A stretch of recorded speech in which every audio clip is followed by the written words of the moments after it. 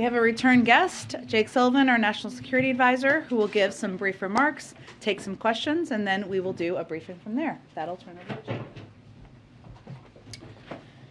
Hi, everyone. I hope you guys are doing well. With apologies to Jen and to you, my remarks are not going to be so brief because I have a number of points I want to get through before opening it to questions. First, you heard the president today condemn in powerful terms the atrocities committed by Russian forces retreating from Bucha and other towns in Ukraine.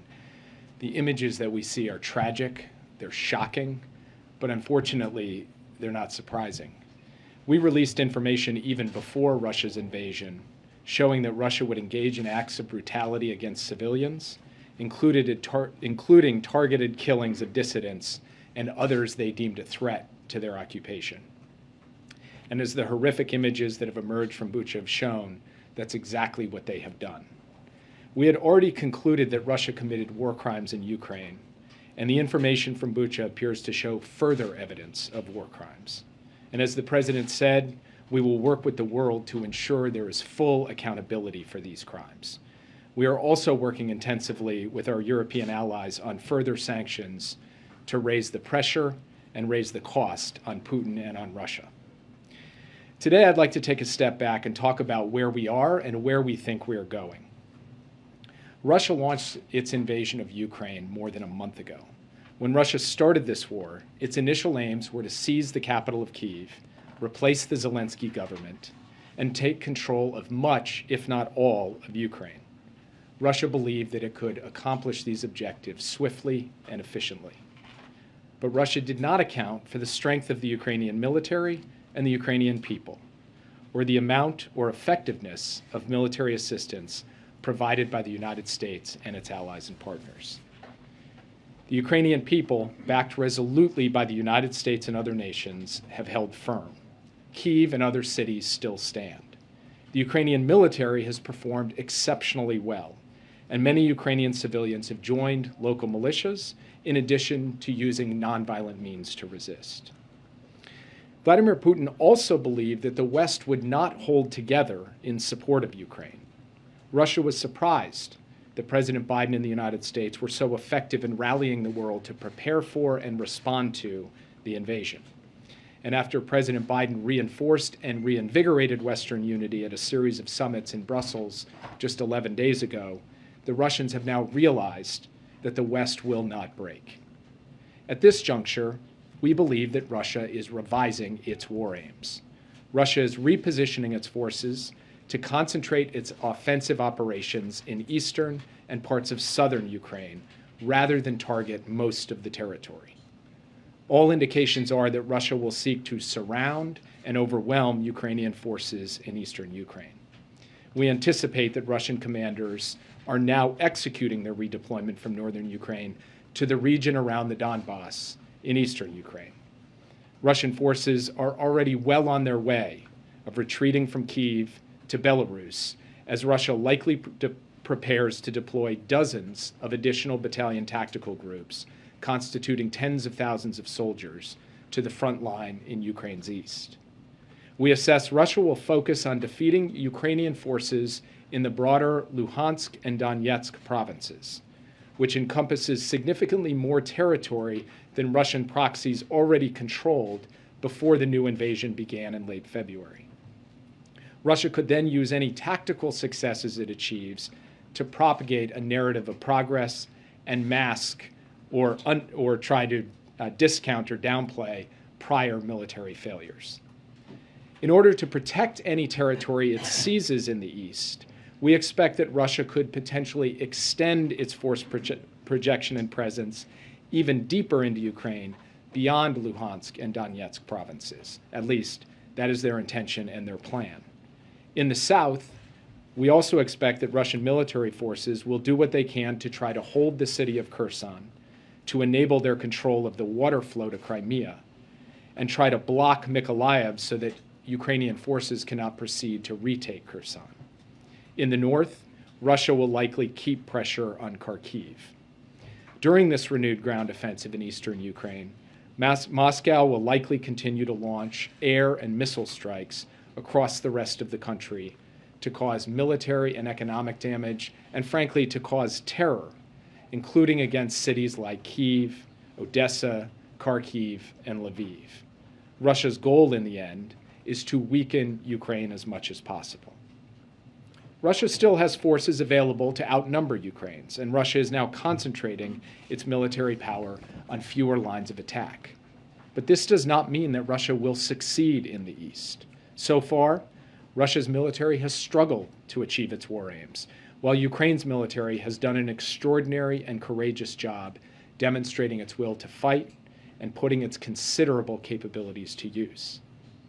The next stage of this conflict may very well be protracted. We should be under no illusions that Russia will adjust its tactics, which have included and will likely continue to include wanton and brazen attacks on civilian targets. And while Moscow may be interested now in using military pressure to find a political settlement, if this offensive in the east proves to gain some traction, Russia could regenerate forces for additional goals, including trying to gain control of yet more territory within Ukraine. Now, as the images from Bucha so powerfully reinforce, now is not the time for complacency.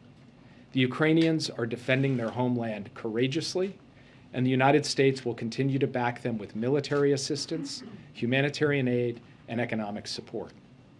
We know that military assistance is having a critical impact on this conflict.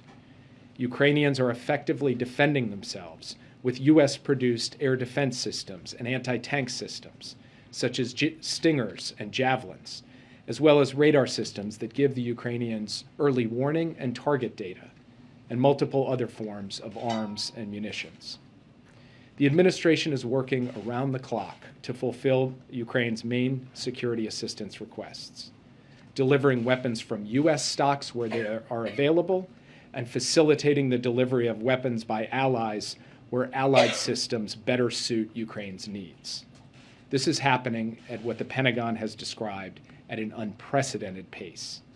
Last Friday, we announced an additional $300 million in security assistance, bringing the U.S. commitment to $1.65 billion in weapons and ammunition since Russia's invasion, and $2.3 billion since the beginning of the administration.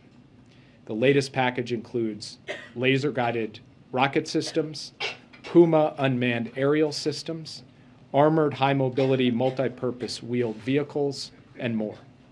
Material is arriving every single day, including today, from the United States and our allies and partners. And we will have further announcements of additional military assistance in the coming days. We are working with the Ukrainians, as I said, to identify solutions to their priority requests.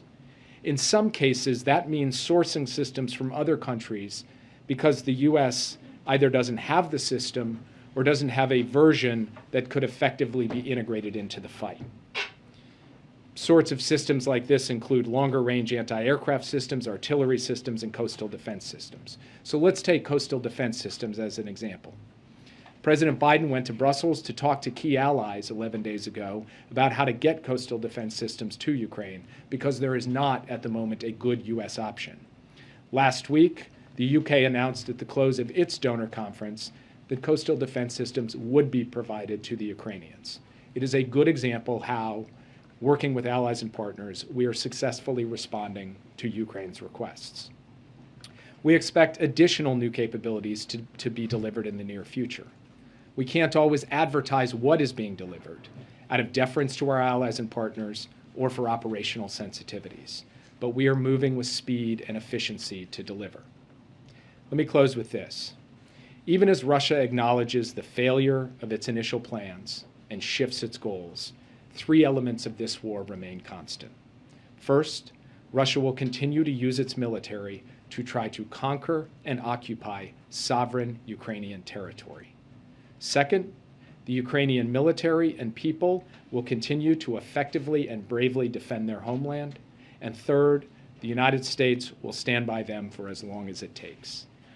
Russia has tried to subjugate the whole of Ukraine, and it has failed. Now it will attempt to bring parts of the country under its rule. It may succeed in taking some territory through sheer force and brutality, but no matter what happens over the coming weeks, it is clear that Russia will never be welcomed by the Ukrainian people. Instead, its gains will be temporary as the brave Ukrainian people resist Russian occupation and carry on their fight for an independent, sovereign nation that they so richly deserve. And with that, I'd be happy to take your questions. Yeah. Okay, can I ask you about the president's call for a war crimes trial for Vladimir Putin? What are the mechanics of how the president sees that playing out? Would it be at the International Criminal Court or in some other tribunal? So we have to consult with our allies and partners on what makes most sense as a mechanism moving forward. Obviously, the ICC is one venue where war crimes have been tried in the past, but there have been other examples in other conflicts of other mechanisms being set up. So there's work to be done to work out the specifics of that.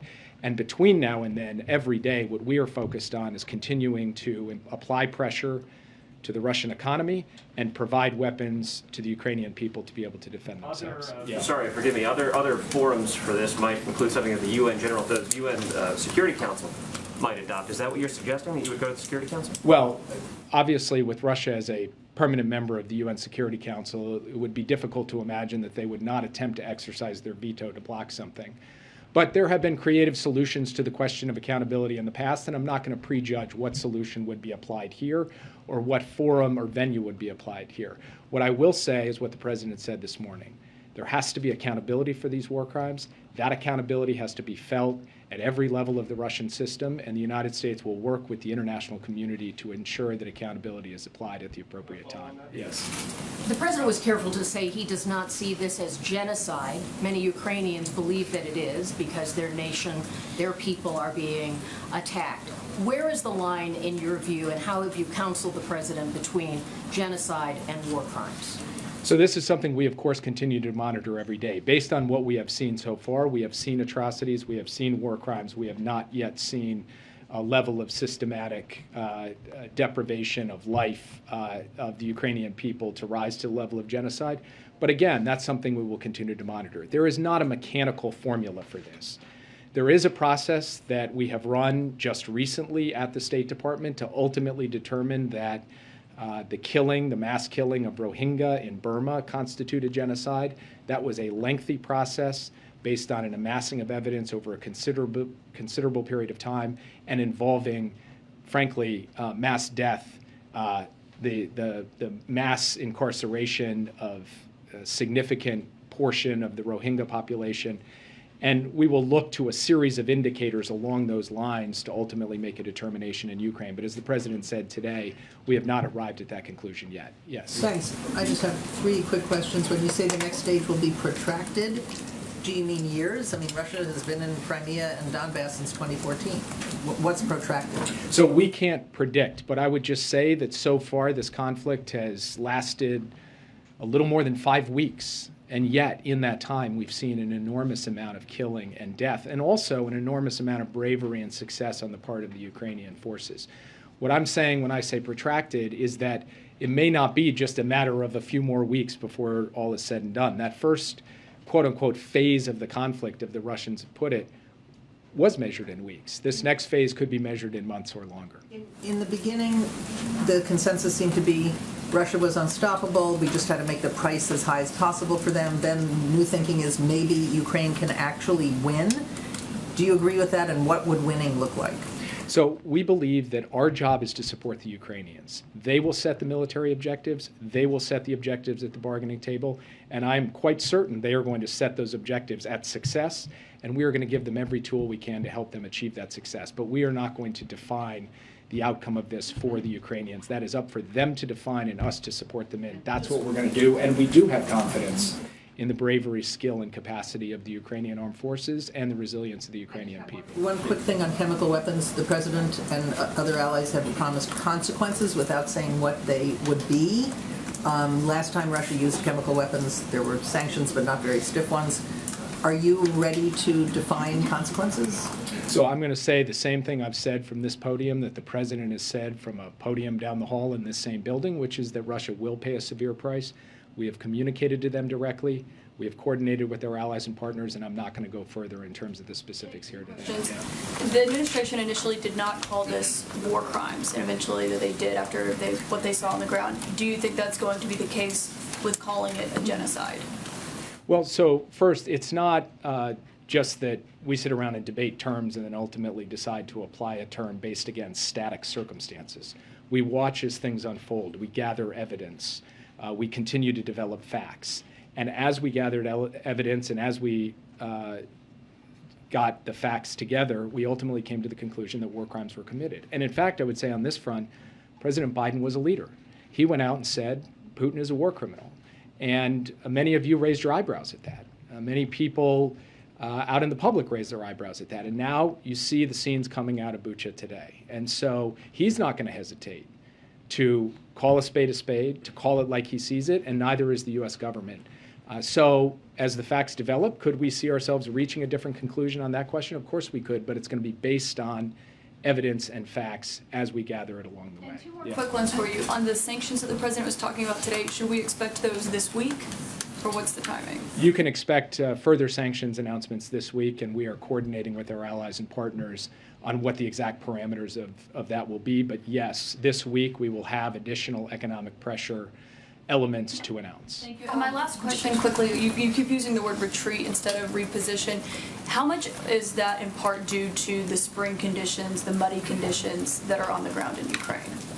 The reason I use the phrase retreat is just kind of quite simple common sense. It's not some fancy technical military term. It's a term that all of us understand, which is if you run pell-mell for an objective and you get stopped and then you start to get beaten back and then you withdraw, you pull out, that's what I would call a retreat. That's what happened to the Russians in Kyiv.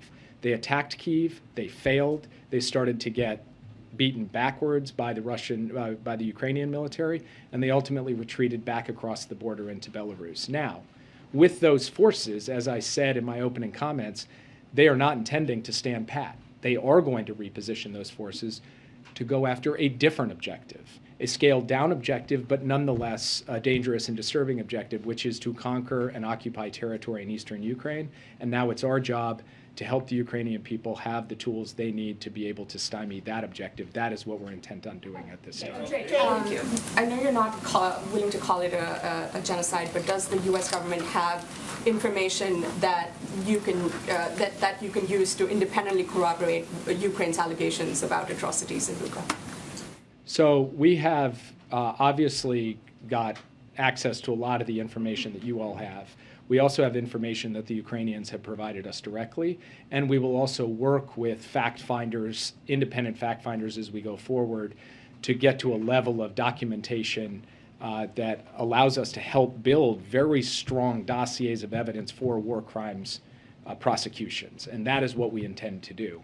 Now, on the question of the genocide determination, obviously we will continue on a daily basis to have consultations with the Ukrainians to reach determinations, and if at some point we reach the judgment that there in fact has been a level of atrocity, a level of killing, a level of intentional activity that rises to meet our definition of genocide, we'll call it for what it is. We have never hesitated to call out the Russians for what they have done in Ukraine, and we will not start now. Sorry, one quick question on France, Jake. They have suggested that a hefty EU-wide tariff should be imposed as opposed to a blanket ban on Russian energy imports into the EU. Does the U.S. support that, and will that be part of what you're planning to do next in terms of sanctions? We are having conversations as I stand here at this podium with senior officials in the main European capitals as well as in Brussels on the full range of sanctions options, including sanctions options or pressure options that relate to energy. I'm not going to negotiate that out at this podium. We want to make sure that we're able to pull together a consensus along with the rest of the European Union. The Kremlin is denying the images out of Bucha, saying that they don't show any kind of apparent execution. What is the U.S. doing to try and expose Russia's actions to its own citizens? I mean, what can we do to sort of fight this information war? Well, first, I would note that the Kremlin is working overtime to close down the information space inside of Russia, which is not exactly the action of a strong and confident government that feels really good about the story that it would be telling if it were allowing independent news sources to come in.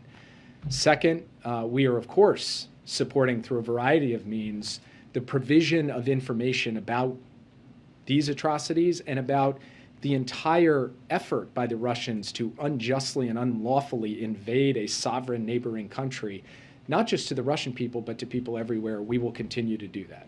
And just to be clear, is it your sense that the atrocities that we're seeing in Bucha are based on orders coming from Putin or his senior military officials, or is there a chance here that this is sort of Russian forces acting on their own, and is there even a distinction? I don't want to get into the specific intelligence related to Bucha at this point, but what I will say, as I said at the outset, is even before the invasion happened, we shared information with the public, with the press, including from this podium, that Russia was intending, as a matter of policy, not as a matter of one guy in a unit in a suburb of Kyiv, but as a matter of policy in this war, to kill dissidents, to kill those who caused problems for the occupation, and to impose a reign of terror across occupied territories within Ukraine. That is what we are seeing play out. So no, we do not believe that this is just a random accident or the rogue act of a particular individual. We believe that this was part of the plan. We declared it from this podium as part of the plan, and now we're seeing it play out in real life in living color in these terrible, tragic images we are seeing come from Bucha. Yeah. Thanks. So I know you don't want to talk about possible venues for a war crimes trial, but can you talk a little bit about the evidence gathering aspect of it? That's going to be crucial to combating disinformation and what Russians will say that Ukrainian rebels are fighting us. That was legitimate warfare. What happened? That could be a tactic they're taking. So can you walk us through the evidence gathering, who's doing it, other people on the ground gathering evidence? How long does that take to sort of build a case, and what does that look like? So I will directly answer your question, but I also think it is important for our team at the State Department, which will take the lead on this, including our Global War Crimes Coordinator, to give you a fully elaborate answer to this question in technical detail so that everybody understands exactly how this process works. But with that being said, there are four main sources of information that we will develop in an effort to help build the case for war crimes. The first is the information we and our allies and partners gather, including through intelligence sources. And we actually, within our intelligence community, had previously stood up a team to be able to document and analyze war crimes and work closely with the State Department in doing so. And we're also coordinating with key allies and partners who have their own capacities. The second is what the Ukrainians themselves will do on the ground to develop this case, to document the forensics of these tragic and senseless killings in this particular instance and in other instances across Ukraine. The third is international organizations, including the United Nations, but others as well, prominent international non-governmental organizations with real credibility and expertise in this area. And then the fourth is all of you, because part of building this case is relying upon the global independent media who has images, interviews, documentation, and when you put all of those four sources together, you can build, we believe, a package that can stand up to the relentless disinformation we are likely to see and have already started seeing from Russia, and that ultimately the truth will withstand the assault on the truth that we can expect to come from Moscow. On former President Trump, he's having Save America rallies where he's decrying the Biden administration, decrying the response that you all in the White House have been given to this war in Ukraine. He said if he was in here in office, he would do it better. It wouldn't happen under him. What is your response to the former President Donald J. Trump saying these things about the current administration? I don't have a response to the former president. We are focused on getting the job done, getting the support to the Ukrainian people that they need, applying unprecedented pressure to the Russian economy, and building a form of Western unity that no one could reasonably have expected and that we have sustained through the early weeks of the war and will sustain for the period ahead. And I'll leave the commentary on what the former president said to others. Do you think you're doing enough? Thank you very much. Thanks, Jake. To follow up on what you said about Ukraine setting terms for any potential resolution, President Zelensky said on Face the Nation that with regard to any potential peace agreement, the important thing in this agreement are security guarantees, but he also said the U.S. has not provided any yet. Is the U.S. considering that, and what would that look like? So we are in regular contact, and by regular I mean near daily contact. I personally am in near daily contact with my counterpart in the Ukrainian government, And we are talking constantly about how we can support a negotiated solution that defends Ukraine's sovereignty and territorial integrity. And we have told them that we are prepared to do our part to support that, including by ensuring that Ukraine has the means to defend itself in the future. I'm not going to get into the specifics of what those negotiations are because I believe it's very important that they have a protected space to be able to be carried out.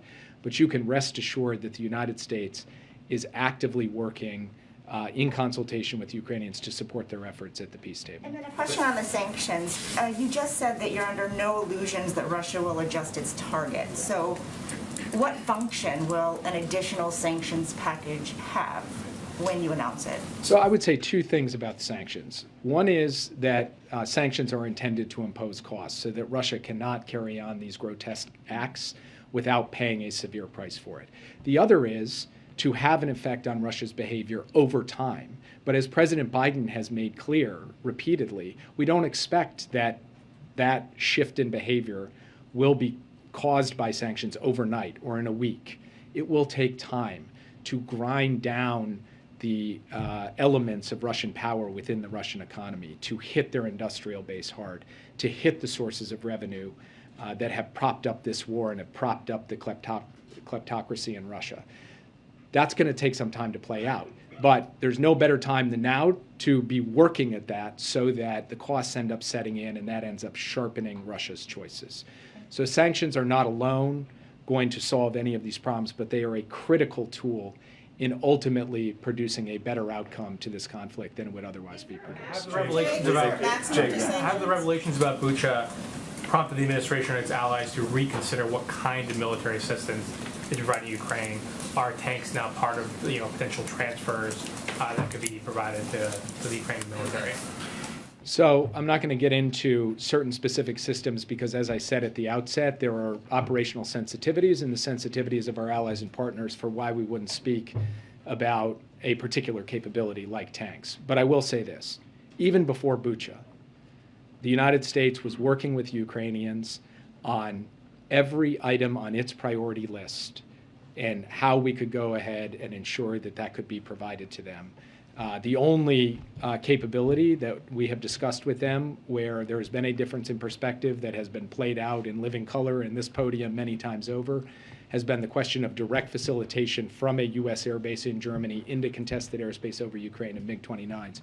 Otherwise, before Bucha, we were working with them on a wide range of capabilities, including some capabilities that people here were writing we weren't prepared to provide. That wasn't right.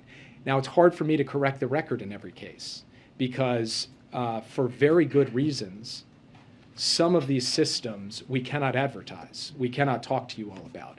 But what I want to make clear, as I said at the outset, is the extent and depth of effort to acquire and transfer a variety of advanced weapons capabilities is extraordinary, it is unprecedented, and it has been ongoing from well before the terrible images came out. The International Criminal Court is one of the reasons why the U.S. is considering alternate venues because the U.S. is not a signatory.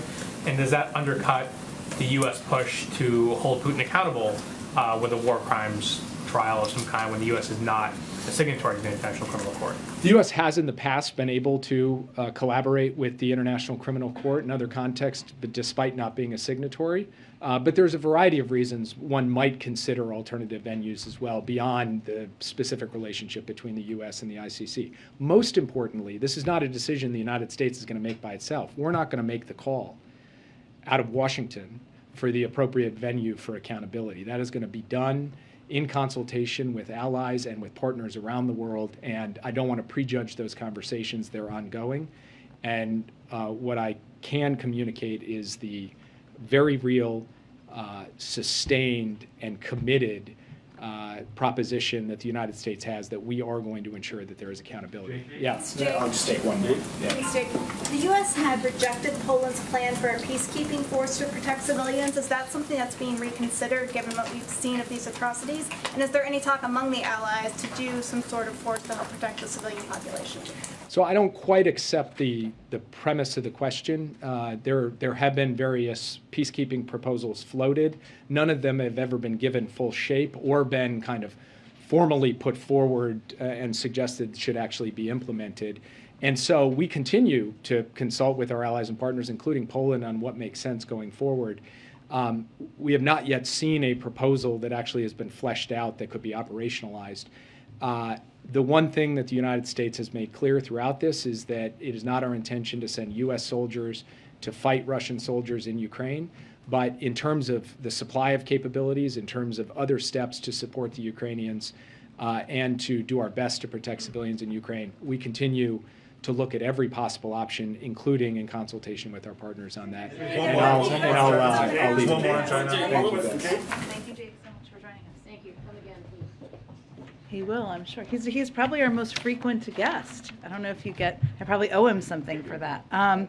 Okay, a couple of items for all of you at the top. Today, Vice President Harris and administration officials announced the Biden-Harris Action Plan for building better school infrastructure.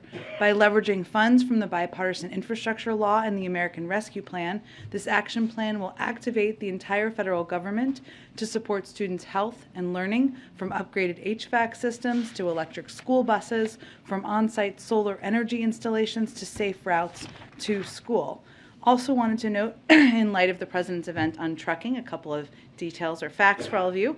2021 was the best year for trucking growth, jobs growth since 1994, and December 2021 through February of 2022 was the best 3-month stretch for long-distance truck hiring since the 1990s. Thanks to the efforts of the Department of Transportation, we doubled the issuance of commercial driver's license issuances in January and February 2022 compared to the prior January and February of 2021. And over 100 employers, including Domino's, Frito-Lay, and UPS, launched registered apprenticeship programs in the past 90 days. This could result in more than 10,000 additional apprenticeships nationwide, which of course get more people, more truckers trained, more trucks on the road, more goods moving around and onto shelves across the country. Also wanted to note, I think you all saw this, but just to confirm for all of you, tomorrow the President and Vice President will be joined by former President Obama to highlight how the Affordable Care Act continues to lower health care costs for American families. This will be the first time former President Obama returns to the White House since leaving office. Since we've taken office, since President Biden has entered office, we've taken big steps to reduce health care costs and expand access to health care for the American people. And how President Biden and former President Obama both see the Affordable Care Act is an example, a shining example of how government can work for the American people. Not only did it ensure that millions of people had access to affordable health care, but it has been an opportunity to build on that and make changes and make improvements over the course of time, which of course is what they will talk about tomorrow. But even since the President took office, through the American Rescue Plan, we lowered premiums for 9 million Americans, the biggest expansion of affordable health care since the ACA. We've made affordable health coverage more accessible during the pandemic through the opening of the special enrollment period, which enabled nearly 3 million Americans to have access to newly sign up for coverage under the ACA. And President Biden has overseen the most successful open enrollment period in history last year, with a historic 14.5 million Americans signing up for ACA coverage, and another million people signing up for the basic health care program. So tomorrow they'll announce more steps. I'll also note, as they did every week when former President Obama was president and President Biden was vice president, that's a mouthful, they will have lunch tomorrow as well, as they used to do on a weekly basis. I would note they continue to talk regularly. They are real friends, not just Washington friends, and so I'm sure they will talk about events in the world as well as their families and personal lives. So I'll try to get around the room as best as I can, but Chris, why don't you kick us off? So one question on Title 42. Some Republican attorneys general are suing the administration over the plan to lift it. What is the administration's response, and administration concerns this would end up blocking the push to lift the order? Well, on the lawsuit itself, I'd of course refer you to the Department of Justice. They would be overseeing any steps there. But broadly speaking, I think it's important to note for any critics and any lawsuits that Title 42 is a public health directive. It's not an immigration, migration enforcement measure, and the decision on when to lift Title 42 was made by the CDC. And our objective from here, and this is why we have the implementation period over the next several weeks, continues to be to ensure we are increasing our resources, surging personnel and resources to the border, improving border processing, implementing COVID-19 mitigation measures, and continuing to work with other countries in the Western Hemisphere to manage migration and address root causes. But this is, again, a healthcare measure, a health measure determination, and not an immigration policy. Go ahead. Thanks, Jen. Let me ask you the question I was going to ask Jake, which is that as part of this new effort to ramp up sanctions, is the administration going to be ramping up pressure on China and India to abide by existing sanctions? And what does that look like? I know Dilip Singh was just in India. Are you going to intensify some criticism of them and others who haven't done so? Well, certainly our expectation and our public and private message will continue to be that every country should abide by the sanctions that we have announced and that we are implementing around the world. As you noted, so let me start with India, if that's okay. As you noted, Dilip Singh, our Deputy National Security Advisor, was just there. I would note that, just given some of the reporting, energy payments are not sanctioned. That's a decision made by each individual country, and we've been very clear that each country is going to make their own choices, even as we have made the decision and other countries have made the decision to ban energy imports. What Dilip did make clear to his counterparts during this visit was that we don't believe it's in India's interest to accelerate or increase imports of Russian energy and other commodities. Right now, just to give everybody the full scope of it, India's imports of Russian energy represent only 1% to 2% of their total energy imports. So while he explained both the mechanisms of our sanctions and reiterated that any country or entity should be abiding by those, we also made clear that we'd be happy to be a partner in reducing their reliance or even their small percentage of reliance on that. As it relates to China, I know that Jake spoke to this the last time he was here. Our assessment hasn't changed on that front, but we continue to convey the same expectations of abiding by sanctions. And then on COVID funding, there are reports that the Republicans and Democrats in the Senate are nearing a deal on a $10 billion package that doesn't include global aid. Is a package of that size and that doesn't include global vaccine assistance something that President Biden could sign into law?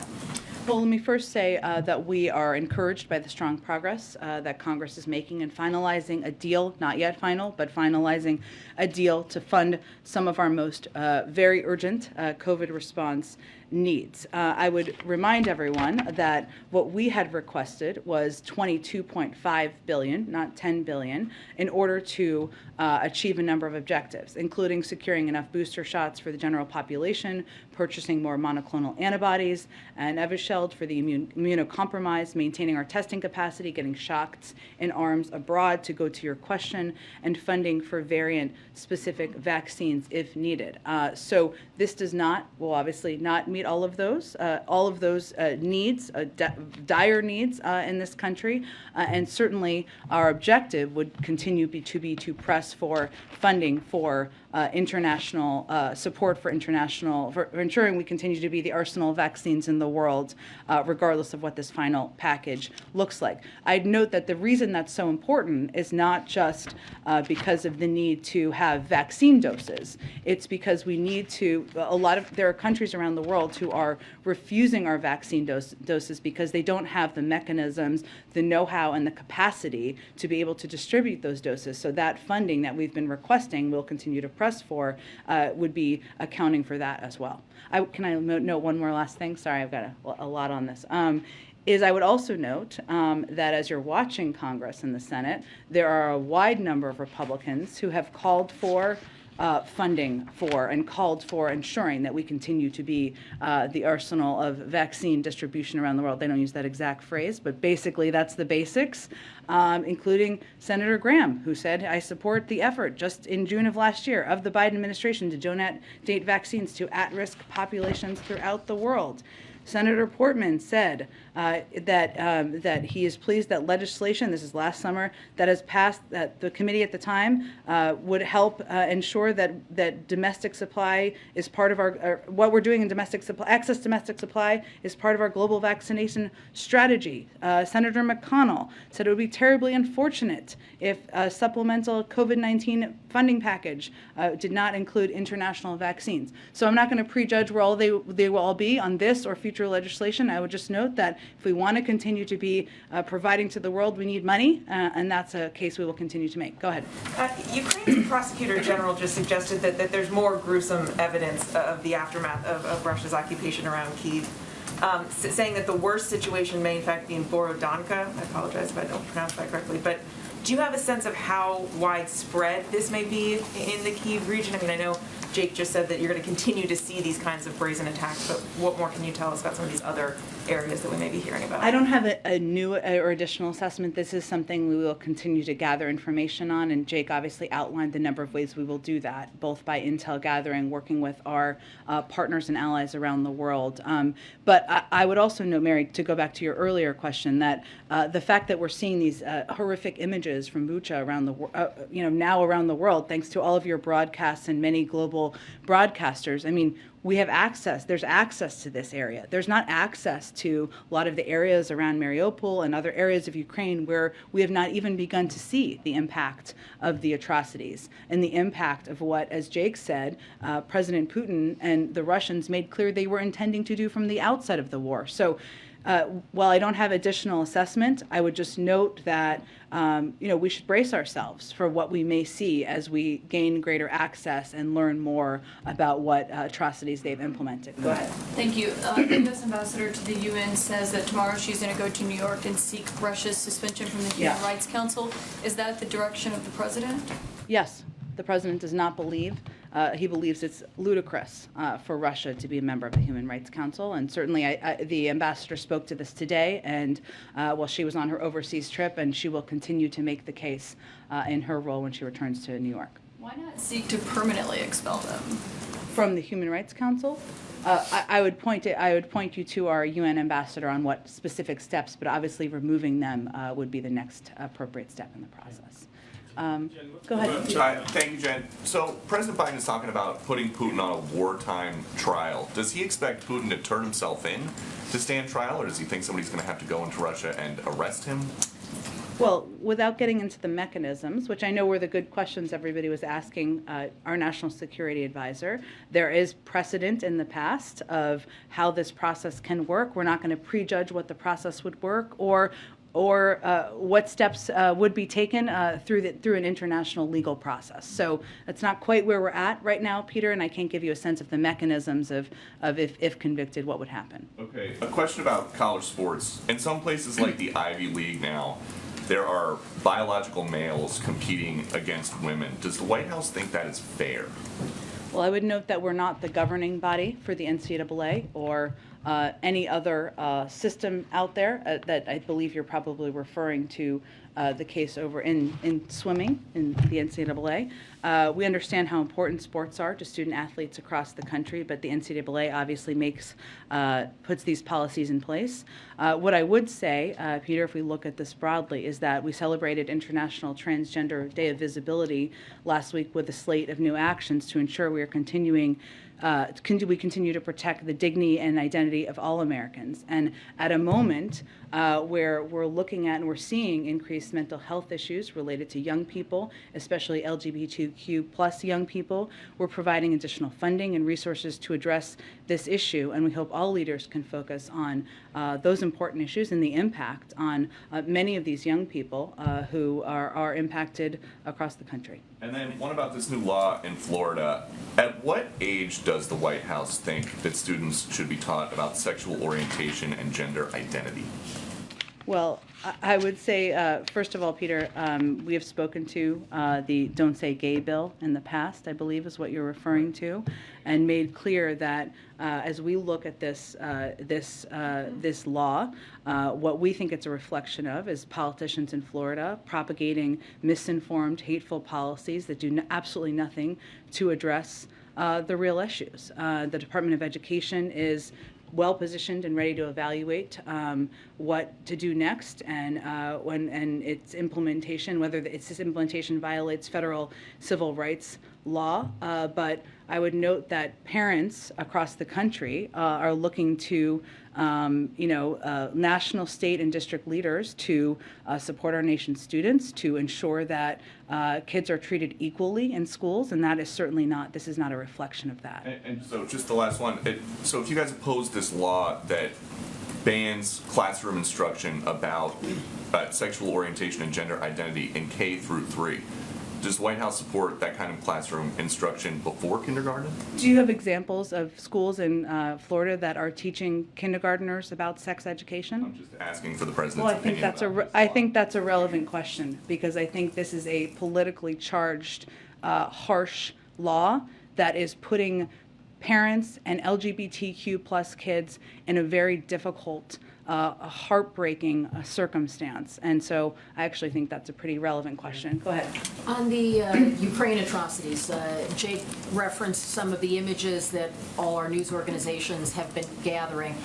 Is the administration able to gather other and document other cases that you have assembled that we may not be aware of in terms of this collection of data on war crimes, rapes, murders, things like that we have not yet seen? Is there more data? On the ground, you mean? Yes.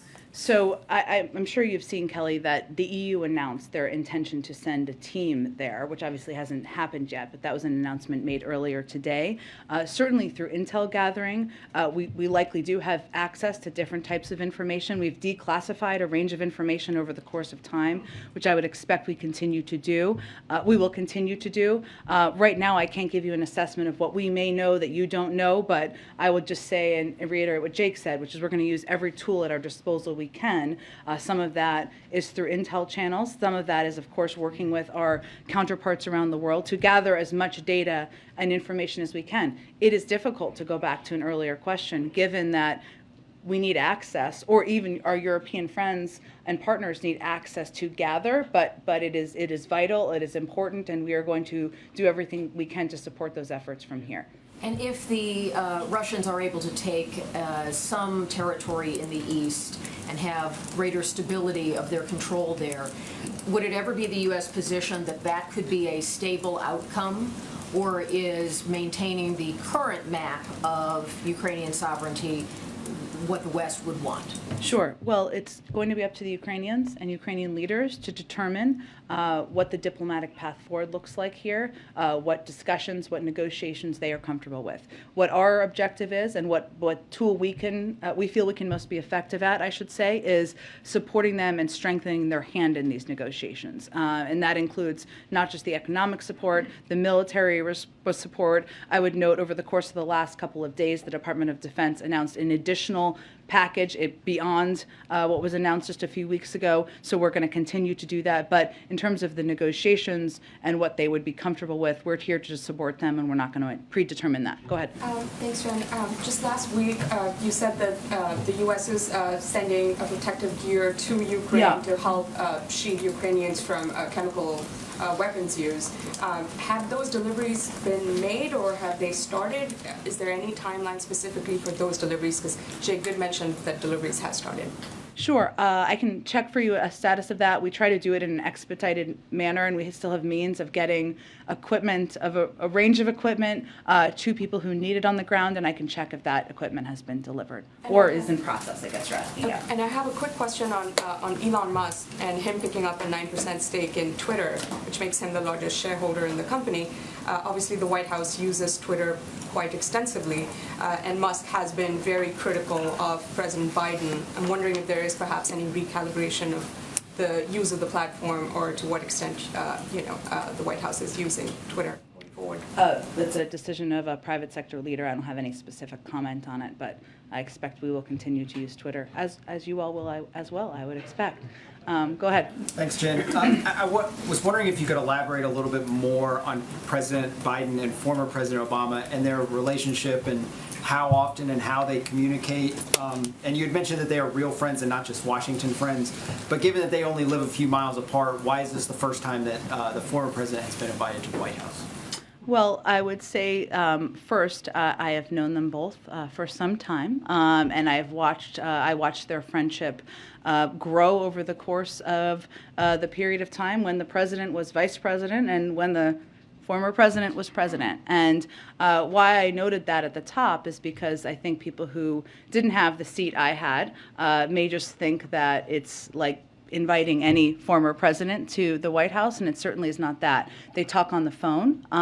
They do that on a regular basis. I'm not going to give you the number of times they've had conversations, but I would note they consult on a range of issues, but also about their families and things happening in their personal lives. And, it's not a relationship of obligation. It's one where they developed a deep and close friendship through the course of their time serving together, and that has continued. And tomorrow is, of course, exactly the right time to have the former president come here, given this is one of the proudest accomplishments that they worked on together, they shared together, and it is emblematic of their shared view and belief that government can work for people, and it can work for the American people. And this is an example of building on a success from more than 10 years ago and making it better over time. So, and I suspect that former President Obama will be back when there is a portrait unveiling and perhaps for other engagements here as well in the future. Go ahead, Karen. Thanks, Jen. Can you tell us how the president or the president's engaged with lawmakers in the last couple of days on the COVID funding deal, and has he talked to any Republicans on this?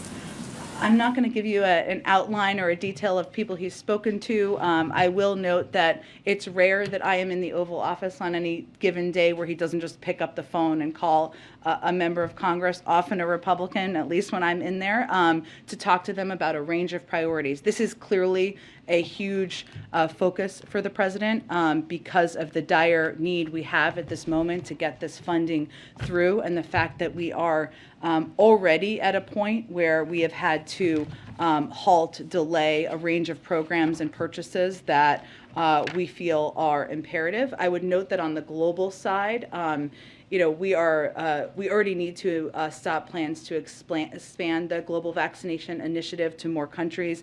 We'll also have to immediately scale back our global efforts to provide life-saving tools. This is a little bit of what I mentioned earlier, like oxygen systems, antiviral pills, things that can cut death rates by 90% for the unvaccinated. And I would also note that even as we're very encouraged by the progress, we're going to need more, because our objective here is going to continue to be ahead of the process and be ahead in planning to make sure we can have funding for antivirals, the vaccines needed for people for many months to come. And just to be clear, so he has been talking on this specific issue? He's been engaged with a range of members about a range of issues. This is a huge priority. I'm just not going to get into the details of what those calls look like. Go ahead. Thanks, Jen. I just wanted to clarify on what I was asking Jake there, because it sounded like at the end he was leaving open the possibility of U.S. boots on the ground to protect civilians in Ukraine or to protect the supply chain. I don't think that was his intention. He did say in terms of the supply chain or civilians that you're discussing all possibilities with allies. Nothing has changed about the president's view about boots on the ground. Go ahead. Okay. So the jobs report came out on Friday. Inflation is at 7.9%. It shows average hourly wages went up 5.6%. I wonder what the level of concern is for the president and the White House that people will stop spending because the stuff they want is more expensive, and that leads us to a recession. Well, I would say on the latter part of your question that what we know is that the economy is strong. Our recovery has been strong, and that continues to be. While we of course are monitoring progress and where we have concern, including rising costs and obviously the need to continue to address inflation. That continues to be our assessment, which is even as there are challenges we need to continue to address, means that we have a strong basis that we are building from. I would remind you also that the unemployment rate is 3.6%, and the president created more jobs last year than any president in American history. So those fundamentals are also backed up by data. And obviously what we're trying to do, as you know from following this closely, there are a couple of areas that are impacting rising costs more than others, right? Including the price of gas, including the price of automobiles and the impacts on the car industry of the lack of the chip shortages. So what we're also trying to do is take steps to address each area where where we see rising costs. And obviously the president's announcement on Thursday to do a historic release from the Strategic Petroleum Reserve, where we've seen already a small reduction in the price of gas and the price of oil come down by several dollars, is an effort to bring down costs that are impacting people's checkbook, pocketbooks, checkbooks, et cetera. Concerned about consumers stop spending. We, of course, continue to assess, but I don't have any projection of that at this point in time. One more thing on the wealth tax. Elon Musk tweeted out last week that Tesla and SpaceX would have died if such a tax existed in 2008 after the Great Recession. With the push for EVs and space exploration, what's the White House level of concern that a wealth tax could stifle innovation? Well, I would first say that, right now, America's teachers and firefighters pay a higher tax rate than billionaires. I don't even think Elon Musk probably thinks that's fair. I don't know who thinks that's fair. It's not fair, and that should not be the case. And so what this proposal does, and why the president supports it, in his view, is it fixes that. And this would close an unfair tax loophole and promote economic growth by encouraging productivity, enhancing investments. And really what it does, to get into the nitty-gritty of it, is, right now the super wealthy, billionaires, I think everyone considers them super wealthy, are able to access the value of their assets even if they never sell them in order to finance lavish consumption. And right now, billionaires with unrealized gains borrow against their assets during their life at ultra-low interest rates. And when they die, they get a step up in basis and no taxes paid on the appreciation of their asset. In other words, their income is never taxed. That's not fair, and I think what the president's trying to do, and what many senators and others support, is closing that. Why that should impact a lack of innovation, I think there should be more explanation on. This is trying to make the system more fair. Go ahead. Oh, sorry, I'll come back to you. Go ahead in the middle. Thank you, Jen. 18 U.S. senators have written President Biden urging him to designate Cameroon for TPS. Is that something he's willing to do?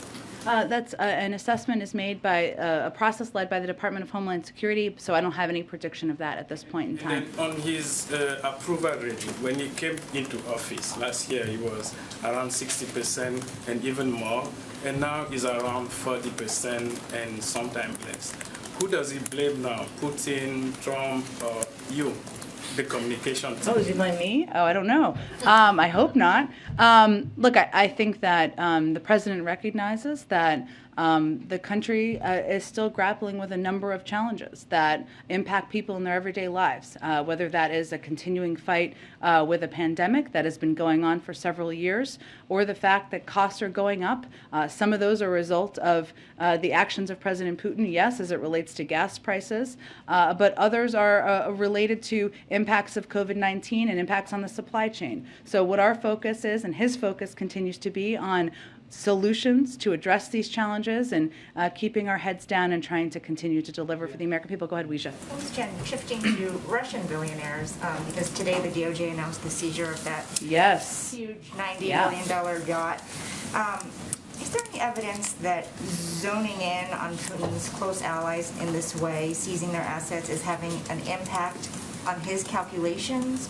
And if not, what is the end goal here to try to apply pressure to Putin himself? Well, I think it's not the only approach we're taking, right, Weijia? But it is one of the steps that we have our national security team determined from the beginning would hopefully be effective on putting necessary pressure on.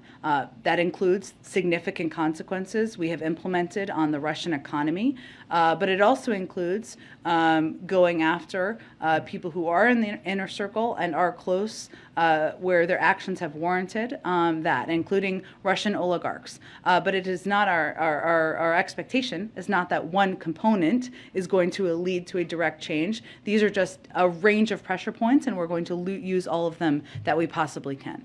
So what is the hope that this particular action will take? Because we're seeing so many images of yachts around the world being seized, other assets being seized. Well, again, it's one of several actions we're taking, and I think if you look at the totality of it and the pool of the actions, the Russian economy has been on a downward spiral.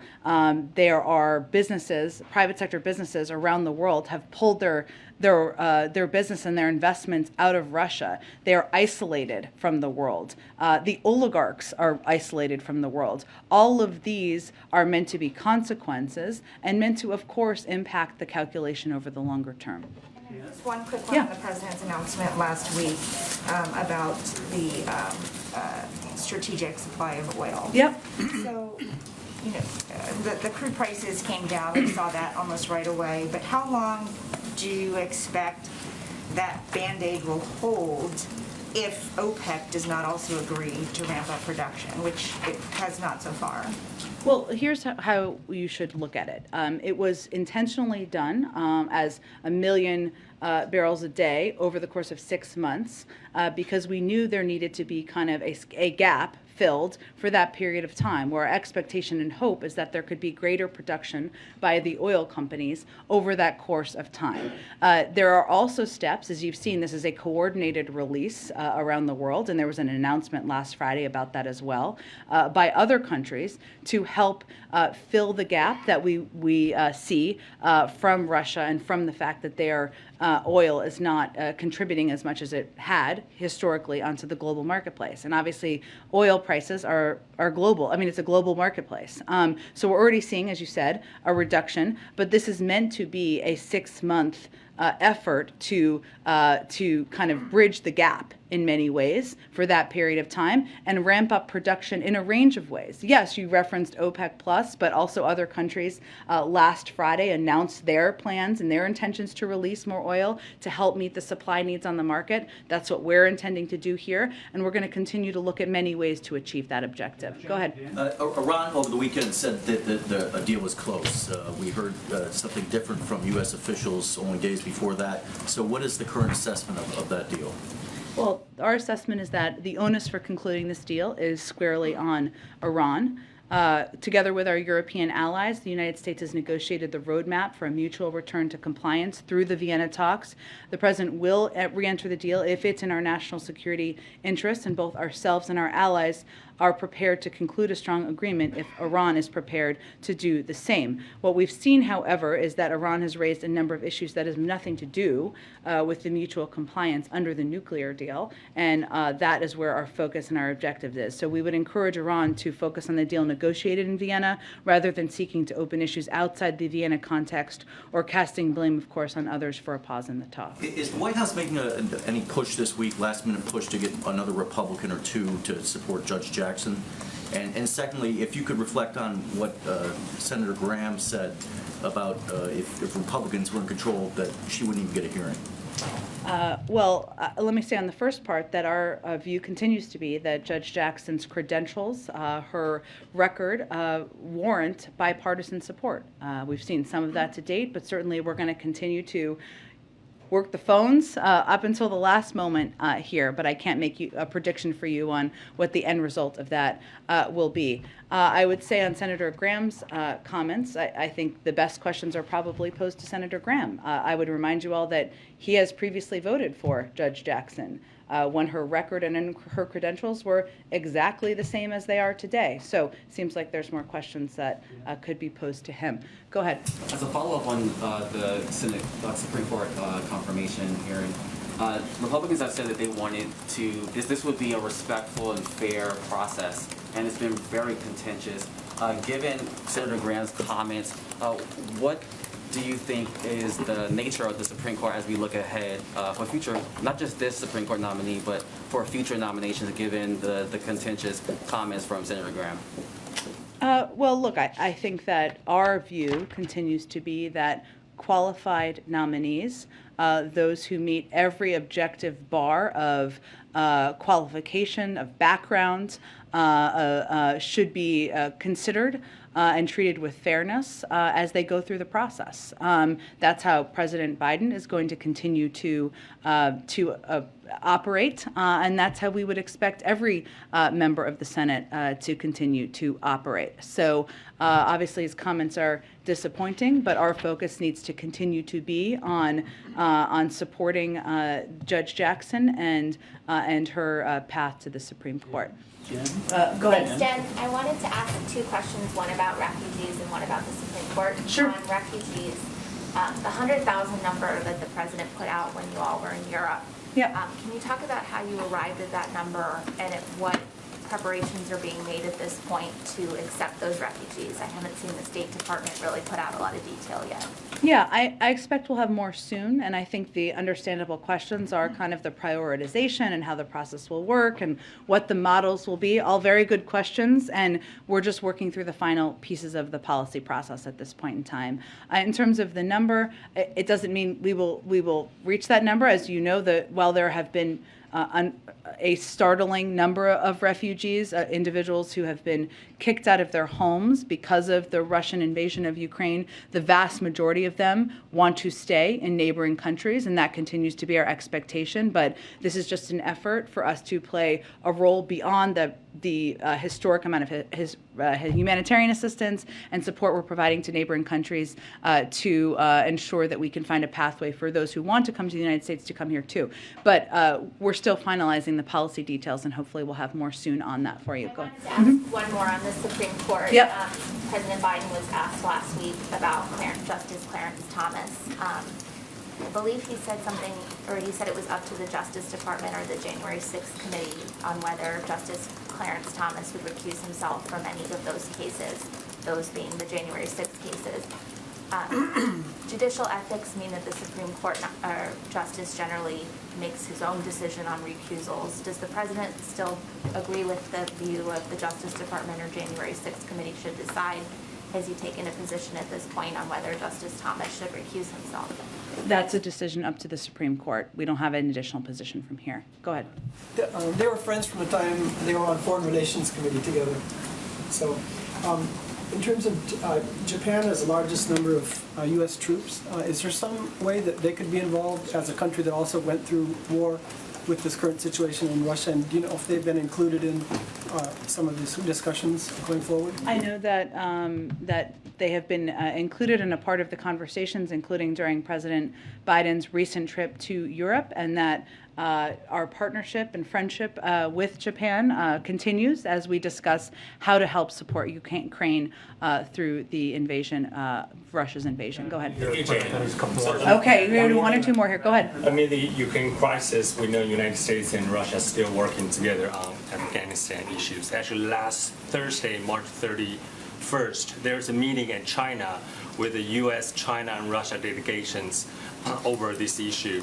Can you describe the working relations between U.S. and Russia on this meeting, and what's China's role on it? Do you worry China might take advantage of the tension between U.S. and Russia right now? And just so I make sure I'm unpacking your question and what you're asking about a meeting on Afghanistan between Russian, U.S. and Chinese officials. Yes. I would really point you to the State Department. I'm happy to get more details on it and see. I would note that Russia and China are both members of the P5+1, and obviously we're continuing to pursue a diplomatic deal there as well. So there are other examples of us working even as we are horrified by the atrocities in Ukraine. Okay, last one. Thank you, Jen.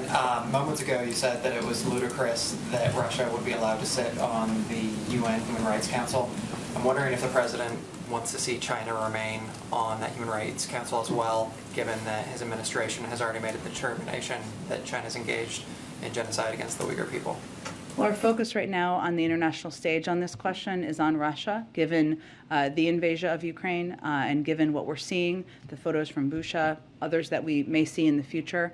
Obviously, we will continue to press publicly and privately where we have concerns about human rights violations, including as it relates to China. Thanks so much, everyone.